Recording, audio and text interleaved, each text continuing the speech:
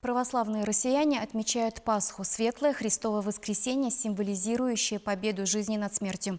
С главным христианским праздником верующих республики поздравил митрополит Чебоксарский и Чувашский Савватий.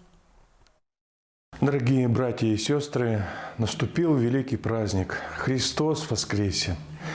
Нам всем необходимо тепло, нам всем необходима радость. Радость о воскресшем Иисусе Христе – это совершенная радость, полная радость. Есть радости житейские, но именно весть о воскресшем Господе нашем Иисусе Христе является радостью полной и совершенной. И желаю, чтобы эта радость постигла всех вас, все ваши семьи, в ваши дома сегодня пришла, чтобы вы этой радостью поделились с близкими, с друзьями, с родственниками.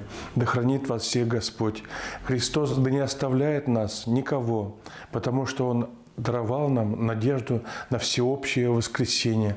И мы, последовавшие за Христом, можем жить и этой надеждой, и этим стремлением.